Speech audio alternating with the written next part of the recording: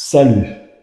Racine pn d'un nombre réel. Ici, la p est un nombre entier naturel strictement plus grand que 1. Avant de passer à la démonstration, on va d'abord définir ce qu'on entend par fonction racine pn. Alors, si on considère par exemple cette fonction, appelons-la g de x, est égale à quoi? À x puissance p, où p est un entier naturel strictement supérieur à 1. Alors, cette fonction est une fonction polynôme. C'est dérivable donc sur R. La dérivée donc est égale à quoi? C'est p x puissance p moins 1. Alors, dans l'intervalle 0 à plus l'infini, cette dérivée est positive. Donc, ça veut dire que la fonction g ici est strictement croissante dans l'intervalle 0 à plus l'infini. De plus, c'est continu puisqu'il s'agit d'un polynôme. Comme c'est continu et strictement croissante sur 0 à plus l'infini, donc d'après le théorème de bijection, cette fonction est donc bijective dans l'intervalle 0 à plus l'infini. La fonction racine est donc la bijection réciproque de la fonction dans x puissance p. Elle est notée comme ça, p comme ceci. La racine pn est la fonction réciproque de la fonction x puissance p. Bien, alors, cette fonction est utilisée dans plusieurs domaines, en cryptographie, en physique par exemple, en économie. Bien, alors, prenons un exemple.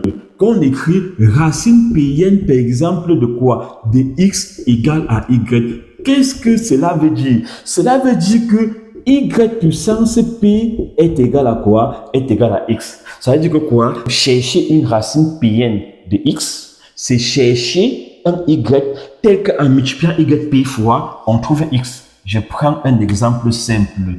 Quand ces deux, on n'écrit pas. Ça, c'est racine carrée, on ne dit pas racine deuxième pour ça. Racine carrée de 4 est égal à 2. Pourquoi ça donne 2? Parce qu'en multipliant 2 fois, on trouve 4.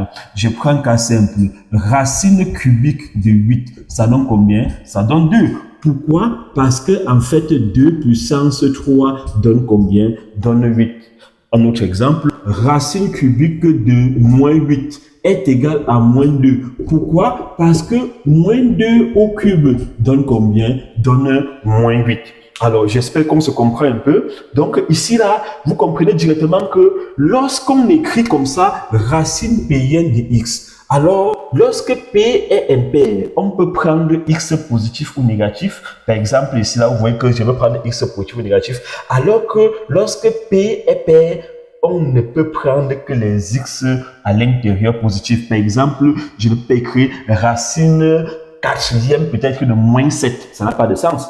Alors que je peux écrire peut-être racine cinquième de combien? De moins 6. Ça a un sens. Pourquoi? Parce que ici, ce P-ci est impair. Bien, alors nous allons donc directement, comme toute fonction, n'est-ce pas? Toute fonction a ses propriétés. Nous allons donc appliquer les propriétés de cette fonction racine Pn pour réduire cette expression-ci, cette expression numérique. On nous demande de démontrer que le A, c'est qui est égal à facteur de racine cubique de 1024 fois racine carrée de 64 fois racine cinquième de 7776 sur racine carrée de 18 fois racine carrée de racine cubique de 256, le tout puissance 1K est un entier. On va commencer d'abord